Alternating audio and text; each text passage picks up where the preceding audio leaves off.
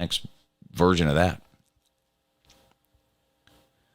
Yep. Good morning. You're on with Uncle Lou. Hey, morning. How's it going? Going good. Yeah.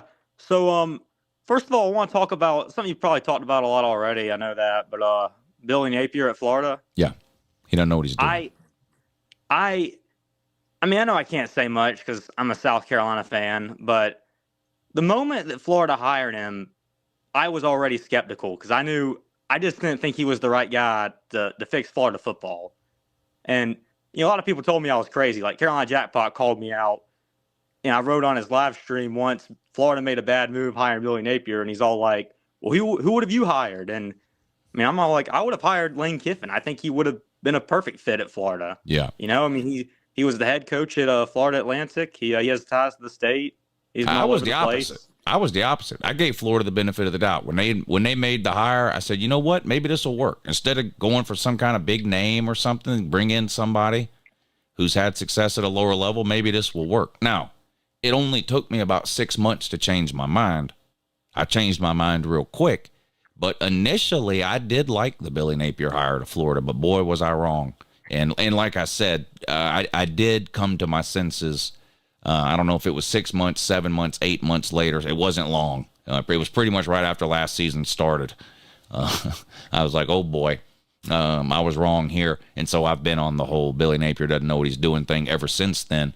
And I've been saying ever since then that he's getting fired after next year, and he is getting fired after next year.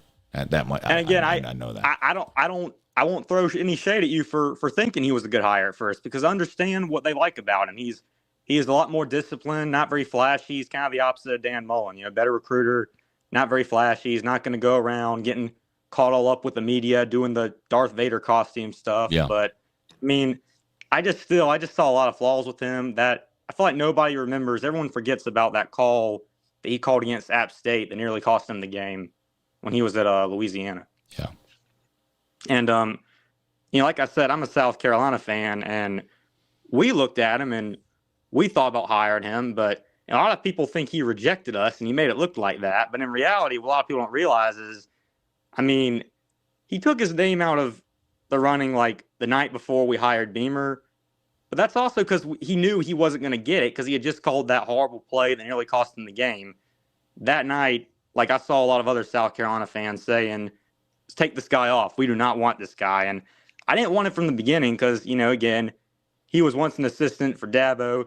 The Dabo fired. I thought that'd be a bad look for us recruiting when competing with Clemson. They could easily tell him, like Dabo, I could easily see him sitting it with a recruit one evening saying, why would you want to go there? I fired that guy a long time ago.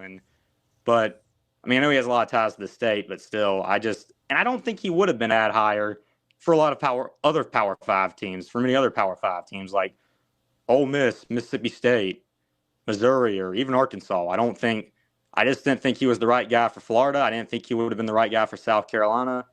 And what we'll give him is, I get it, Mullins left Florida in a rougher place than where Muschamp or McElwain left it. They were terrible. They both left it and, that's left true. behind a lot of talent. That's true. That's Mullen true. Didn't really leave. Right. That's true. Leave a lot behind for Napier, other than, of course, Anthony Richardson and Graham Mertz. Well, look, that's true. Still, but look, listen.